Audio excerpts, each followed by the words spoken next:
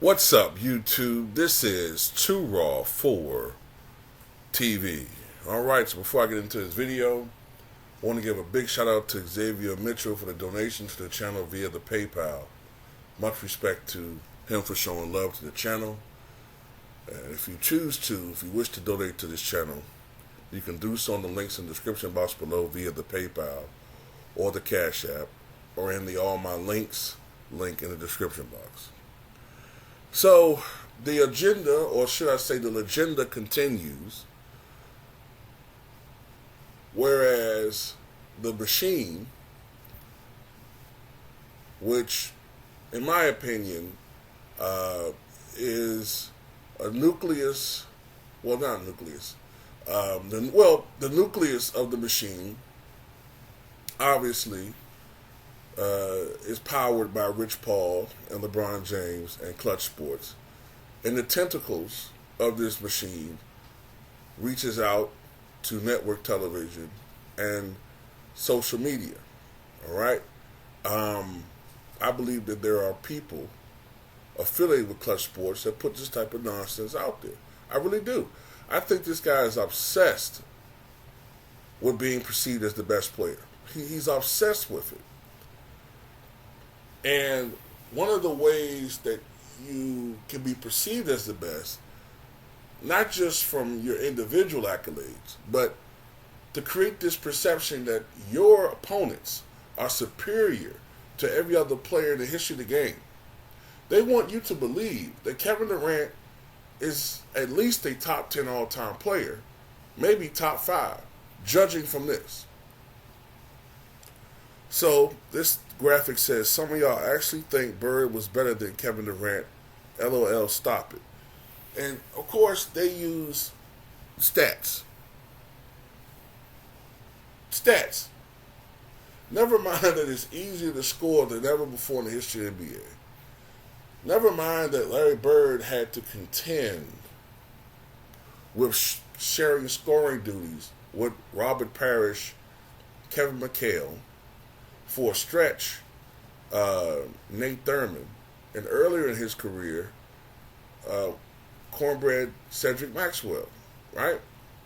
And he had to share scoring duties with the late Reggie Lewis. These things aren't mentioned.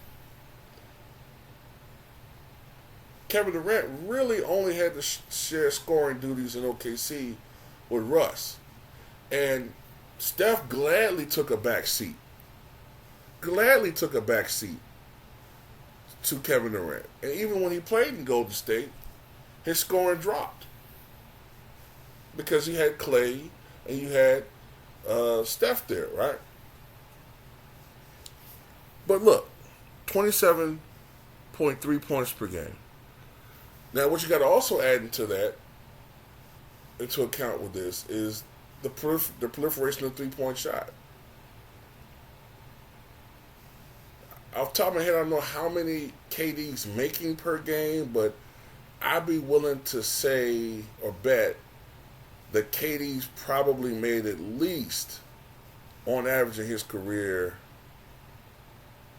3+ three-pointers per game. Let's check this out. So KD's played in a little bit under 1,000 games, right? Kevin Durant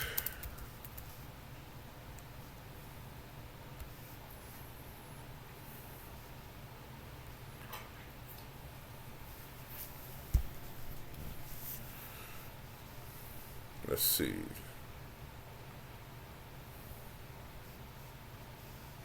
For his career, Kevin Durant has made about two three-pointers per game. 2.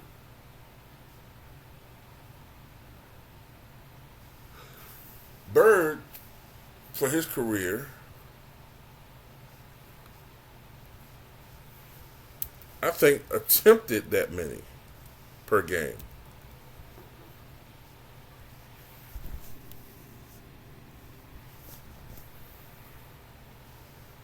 Yep, 1.9. Made 0.7. So Kevin Durant's getting about an extra point and some change that Bird wasn't getting from shooting threes, even though in recent years he's shooting more of them. So what would that be?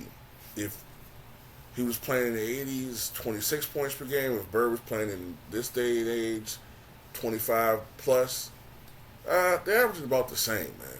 You know what I'm saying? They shoot about the same. 49.6% for Bird, 49.9% for KD. But like I said, it's so much easier to score nowadays. Look, they can use all these numbers if they want to. This is the thing. Bird was a great shooter. You could argue KD may be a little bit better and have more range as far as shooting the basketball. Though Bird, for his era, was the best overall shooter in the game, right? Maybe not the best three-point shooter at all time, but he was the best shooter overall. They shoot about the same, 89% from the foul line.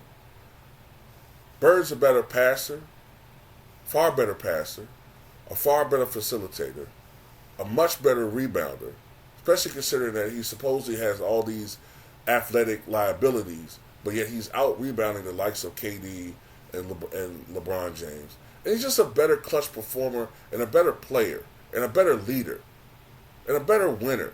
He didn't have to go run and join, you know what I'm saying, another team because he couldn't win with the Boston Celtics. And don't give me that KD hasn't played with talent. He's played with talent. He failed in Brooklyn. All right? I think he's going to fail in Phoenix. The only time he was successful is when he joined the juggernaut dynasty team with the Warriors, who probably would have won the championship in 2016 had it not been for their Game 5 suspension of Draymond Green and the injury to Andrew Bogut. All right? Bird joined the Boston Celtics, man. Only won 29 games and led a 32-game turnaround his first year. Kevin Durant didn't really start having much success in Seattle, which became OKC, until Russell Westbrook got there. As much as he's lambasted and maligned by the media, has KD ever really individually turned the franchise around? Without the Warriors, KD wouldn't even be in this conversation. KD's a great player. I would put him in the top 20 range, but he's not Larry Bird. Stop it. Stop it.